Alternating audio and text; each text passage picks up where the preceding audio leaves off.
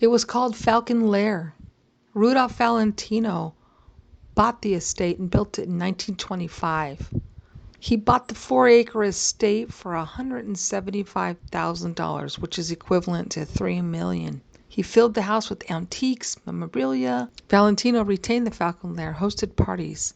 After his death in 1926, the estate had to be sold off to settle his debts. The reputation for Falcon Lair is haunted. Not only was Valentino one of the biggest stars in the world that died so suddenly, there were women crying in the streets. But the reputation of the hauntedness is even bigger than that. Not only did Rudolph Valentino buy the estate, die suddenly after a divorce, but then Doris Duke, the tobacco heiress, bought the property, and then she too had mysterious happenings. For starters, Doris Duke acquired the property in the 1950s to mingle with the Hollywood crowd. Duke befriended even Sharon Tate in her Benedict neighborhood. In 1993, Doris Duke had hip surgery, knee surgery, and a stroke. Doris Duke was kept in isolation, reportedly in a virtual prison until her death. Doris's father, the man who built the tobacco empire, he warned his daughter, trust no one. And after 2 failed marriages and a notorious scandal, Duke became a semi-recluse. She was worth $3 billion and at the time considered one of the richest women in the world. So you have Valentino, who dies ironically within a year after his height of his career. You have the heiress, Doris Duke, who bought the property after it was vacant for 25 years. Then she gets to become a recluse and dies in 1993.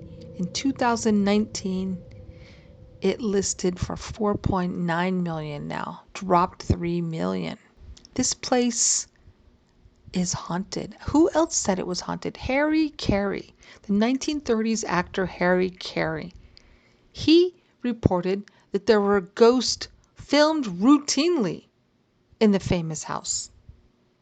He said the spirit of Rudolph Valentino stalks the spacious house, Falcon Lair. No more pale lights, weird moaning and sinister whispering, and echo through the castle's chambers where one shriek. But it's even weirder than that. One day by chance, he discovered a hidden door that apparently led to part of the basement.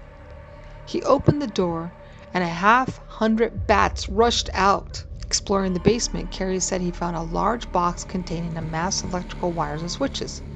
He traced the wires to the chimney to a case. The bookcase was hidden wires ran to other parts of the house. Investigating further, Carey said that he found shortly after Valentino's death a caretaker was hired to watch the property.